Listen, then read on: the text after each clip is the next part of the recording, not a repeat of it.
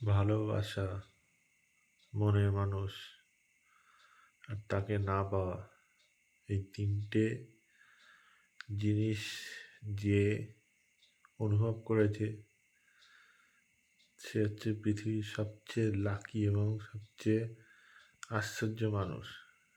সে তার সাথে এই তিনটে ঘটে যাওয়ার পরেও সে এখনো সংঘর্ষ করে যাচ্ছে তার কেরিয়ারকে ওঠানোর জন্য, তার জীবনকে আরো সুন্দরভাবে পাওয়ার জন্য। কিন্তু ওই যে হেরে যাচ্ছে বারবার করে। কিন্তু আমি মনে করি যে বারবার করে হেরে যাওয়া কিন্তু সেই সফলতার একটা সিঁড়ি বা ধাপ।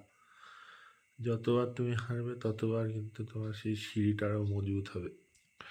সেই সিঁড়ি পাথরের হবে এবং সেই সিঁড়ির মাথা থেকে নিচ পর্যন্ত তুমি যখন পিছন দিকে তাকিয়ে দেখবে, দেখবে যে কত কঠিনাই বা কত যন্ত্রণা সহ্য করে এসছো। তুমি যখন টপে গিয়ে দাঁড়িয়ে থাকবে তখন দেখবে যে সেই ব্যথা দেওয়া মানুষগুলোই তোমার কাছে এসে সাহায্য চাইছে বা তোমার লেভেলে ওঠার জন্য তারাও সেই সিঁড়িটা ধরার চেষ্টা করছে। কিন্তু তুমি জানো যে সেই সিঁড়ির মর্যাদা কত আর সেই সিঁড়িটার গুরুত্ব কত।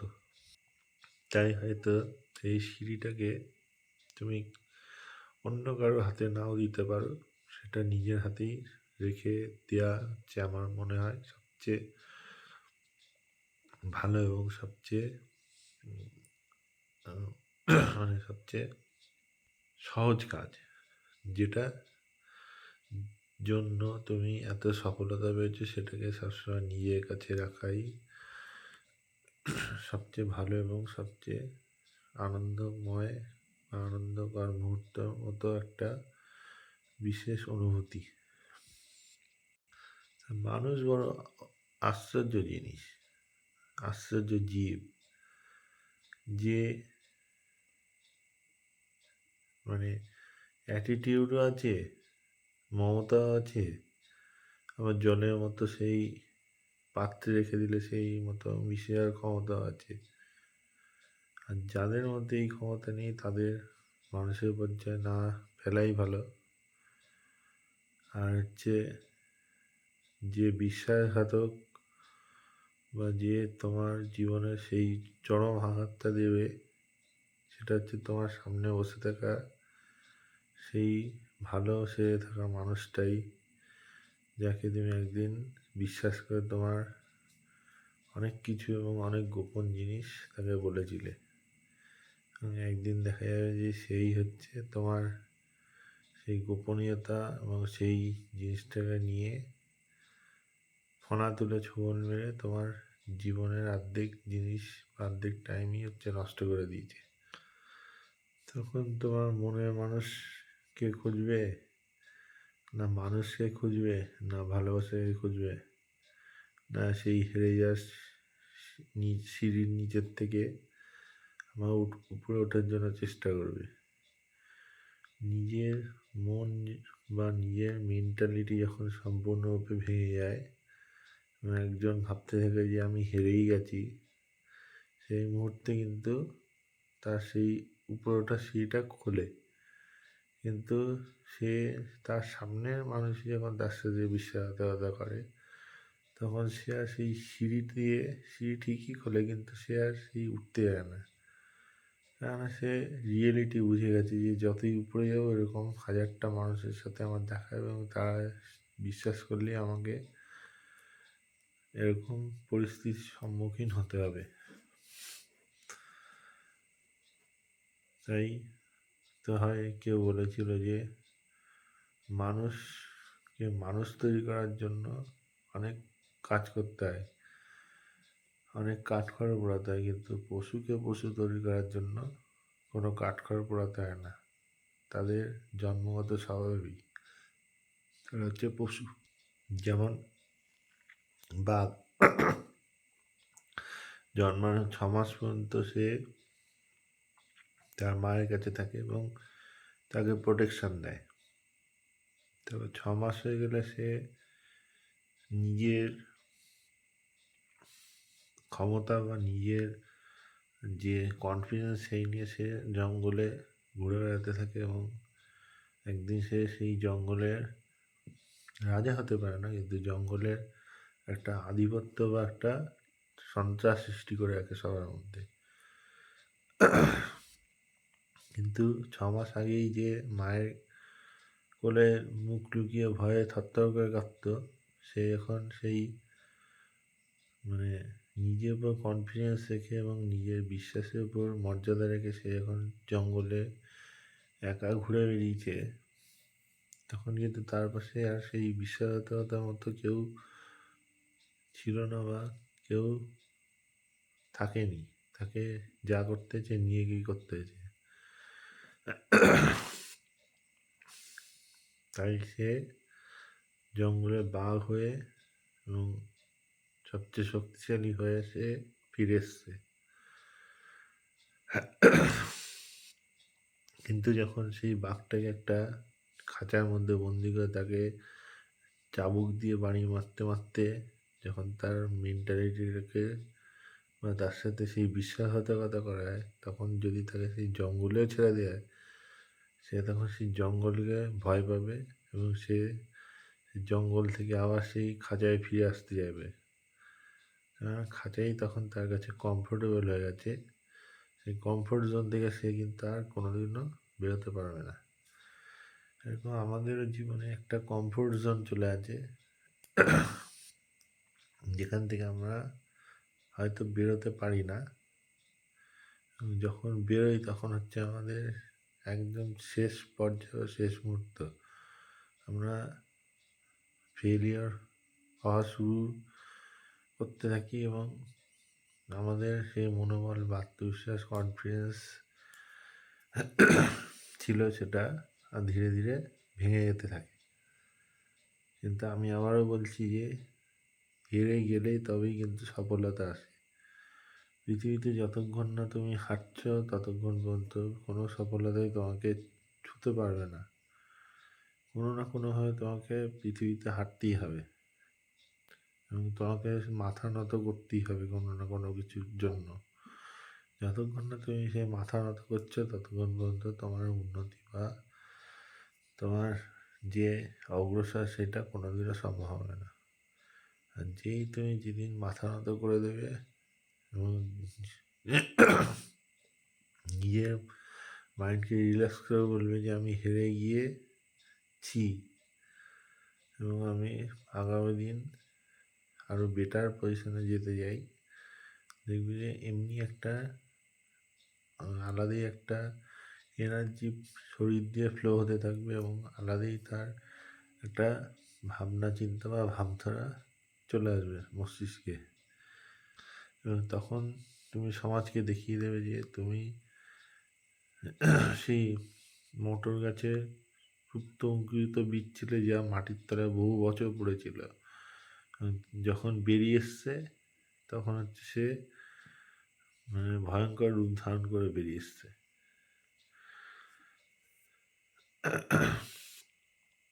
আর তখন সেই ভালোবাসা, সেই বিশ্বাসঘাতক, সেই মানুষের যে তোমাকে নিয়ে ভেদাভেদ, সেইটা দেখবে তখন হচ্ছে নিজেদের মধ্যেই ভেদাভেদ হচ্ছে। কারণ তখন তারা বলবে যে এর এই যোগ্যতা ছিল না, এটা কি করে সম্ভব হলো। হয়তো মুখে বলবে যে না সফলতা পেয়ে আমরা খুশি হয়েছি, কিন্তু মনে মনে হিংসা করবে যে এর এই যোগ্যতা ছিল না, আমরা এত কিছু করেও যখন পেলাম না, এই কী করে পেল। তখন সেই তাদের মনে অনুভূতিগুলিকে বুঝে নিয়ে তোমার একটাই জবাব হবে যে failure is the best option when success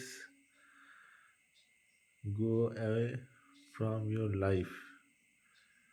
মানে ফেলিওর হচ্ছে তখন সবচেয়ে বড় অপশান হবে যখন তোমার জীবন থেকে সফলতা অনেক দূরে চলে গেছে। আর তুমি যত আর সেই ফেলিওর হতে থাকবে, দেখবে যে একদিন সেই সফলতার সিঁড়ি উপরে গিয়ে তুমি দাঁড়িয়ে যাচ্ছো। কেননা 365 দিনের মধ্যে 365 দিনই ফেল হওয়া সম্ভব হয়, কিন্তু তারপরে 365 দিন যে ফেল হবে এমন তো কোনো কথা নেই। একজন বিজ্ঞানী, নাম মনে নিও না, উনি হচ্ছে আমাদের গাড়ির সেলফ স্টার্ট তৈরি করেছে। উনি যখন সেই নিয়ে গবেষণা করছেন, ওনাকে দেখে অনেকেই হেসেছিল এবং অনেকেই ওনারই কাজকে নিয়ে বিদ্রূপ করেছিলেন। কিন্তু যখন উনি এই যুগান্তকারী আবিষ্কারটাকে নিয়ে দেখালেন এবং মানুষের মধ্যে সেটা নিয়ে সচেতনতা বা অবগত করলেন, তখন দেখা গেল যে সেই যারা তাকে নিয়ে খিল্লি করতো বা হেসেছিল, তার এই কাজকে কোনো ভ্যালু দেয়নি, তারাই কিন্তু তখন তার এই কাজকে কেনার জন্য কোটি কোটি টাকা দেওয়া শুরু করেছে। তা সাকসেস অবশ্যই আসে মানুষের জীবনে, কারোর আগে আসে কারোর পরে আসে, কিন্তু সবচেয়ে বেশি যেটা আমাদের জীবনে আসে কোনো না কোনো কাজের ক্ষেত্রে, সেটা হচ্ছে ফেলিওর। এই যে আমি আমার জীবনের কথা বলি, যে আমি ছোটোবেলা থেকেই আমি হাজার রকমভাবে ফেলিওর, কিন্তু তাও আমি আমার কাজ করে যাচ্ছি, কারণ জানি যে আমি 365 দিন ফেল হতে পারি, কিন্তু তারপরের বছর আমি নাও হতে পারি। আর এই যে আমার ইউটিউব চ্যানেল আছে, এই যে আমি এত কথা বলি, লোকে শোনে কি শোনে না, আমি কিন্তু কোনোদিনও খুলে দেখিও না যে ভিউজ কি আসেনি। কেননা আমি যদি জানি যে আমি ফেল হয়েছি, তাহলে আমি পরদিন আবার ভিডিও বানাবো, আবার নতুন কিছু করবো বা নতুন কিছুর জন্য উদ্যোগী হব, মানুষকে ইন্সপিরেশান দেবো, মানুষকে বোঝাবো, মানুষের ডিপ্রেশন দূর করবো, মানুষকে বাঁচতে শেখাবো। এটাই হচ্ছে আমার মেন উদ্দেশ্য বা মেন লক্ষ্য। যেদিন আমার একটা ভিডিও একটা লোক দেখে যদি কোনোদিনও কমেন্ট করে রিপ্লাই করে এবং আমার থেকে জানতে যায়, তাহলে আমি সেদিন মনে করব যে আমি আমার ভিডিওর মাধ্যমে সেই লোকের কাছে পৌঁছে কিছু না কিছু হোক তার কোনো না কোনোভাবে উপকার নিশ্চয়ই করেছি। তা যেটা বিষয় হচ্ছে, মানুষ বলতে মানুষ আর কিছুই নেই, শুধু একটা রক্ত মাংসের গড়া কেমন যেন একটা মানে প্রতিবিম্ব মনে হয়, যার ফিলিংস বলে কিছু আছে নেই, আমার আছে কি আছে না বলে মনে হয় না। আর যাদের হচ্ছে মানে তাদের নিজের লেভেলের থেকে তাদের অহংকারই হচ্ছে সবচেয়ে বড় বা সবচেয়ে আগে তারা দেখে নেয়।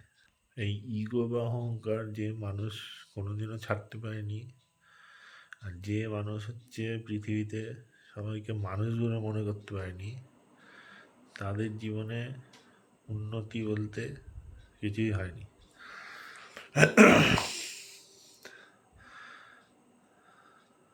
আর সেই সমস্ত মানুষরা সবসময় মানে নিজেদের একটা আলাদাই লেভেলে কিছু ভেবে বসে থাকে, তাদের ইগো স্যাটিসফ্যাকশন করার জন্য তারা কী না কী করতে পারে, কাউকে নিচু করতে পারে, কাউকে মানে নিচু করাই তাদের মেন উদ্দেশ্য। তারা মুখে দেখাবে যে সে তোমার কত কেয়ার করছে, কিন্তু পিছনে সে হচ্ছে এমনভাবে ছুরি চালিয়ে দেবে যে সেই বিশ্বাসঘাতক লোকটা তোমার জীবনে যে ছিল তার থেকেও ভয়ঙ্করভাবে সে আঘাত করবে। কিন্তু তাও আমরা মানুষকে বিশ্বাস করি, মানুষের প্রতি যত্নশীল হই এবং সমস্ত সমাজ, সমস্ত পৃথিবী, ঈশ্বর, ভগবান, ভূত ভবিষ্যৎ সব কিছু নিয়ে আমরা সব কিছুর জন্য মঙ্গল কামনা করি।